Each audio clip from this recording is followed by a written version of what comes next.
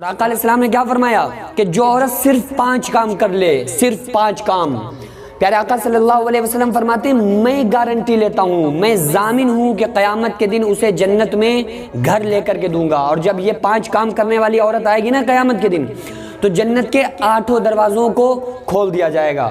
اللہ فرمائے گا اے میری بندی جس دروازے سے چاہے اس دروازے سے تو جنت میں داخل ہو جا، اور جنت کے 8 دروازے استقبال کریں گے، ویلکم کریں گے کہ اللہ کی بندی آج آپ میرے اندر سے داخل ہو جا، میرے اندر سے داخل ہو جا۔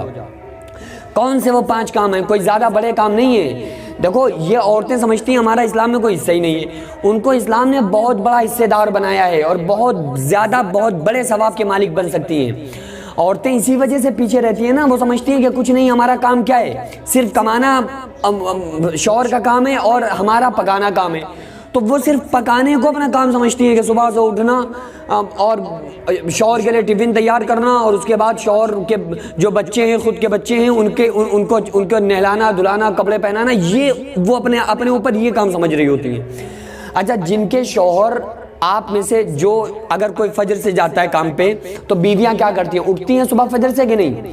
کیونکہ انہوں نے اپنے اوپر یہ ذمہ داری لی ہوئی ہے نا، وہ سمجھتی ہیں ہاں یار یہ اٹھنا ہے ہمیں، چاہے ہم، کیونکہ ہمارا شوہر کہاں جا رہا ہے؟ کام پہ جا رہا ہے۔ تو اگر ان کو اسلام کے بارے میں بتایا جائے اور جنت کے بارے میں بتایا جائے تو کیا وہ اس لیے صبح نماز کے لیے نہیں اٹھ سکتی؟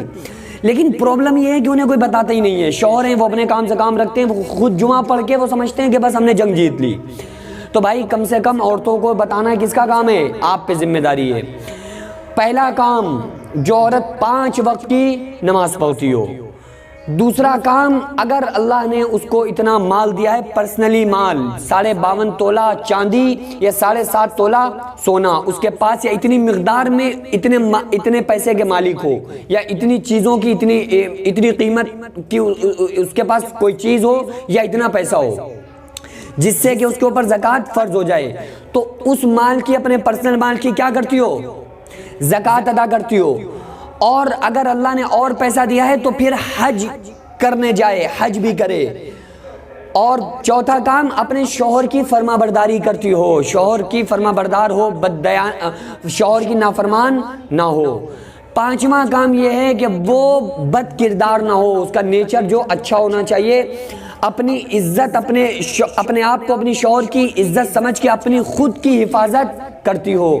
پیارے آقا صلی اللہ علیہ وسلم فرماتے ہیں کہ جو عورت یہ صرف 5 کام کر لے، قیامت کے دن جب یہ آئے گی نا، ایسی عورت قیامت کے دن لائی جائے گی، تو جنت کے 8 دروازوں کو کھول دیا جائے گا، اور اللہ فرمائے گا میری بندی جس دروازے سے چاہے تو اس دروازے سے جنت میں داخل ہو جا۔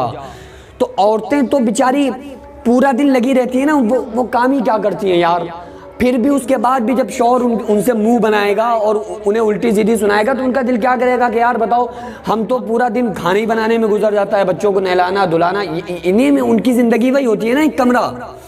ایک کمرہ وہ تو کبھی مہینے 2 مہینے میں آپ لی گئے تو کہیں لی گئے، ورنہ وہ کیا کر رہی ہوتی ہے؟ وہ تو بس اپنے ایک کمرے میں بند ہیں۔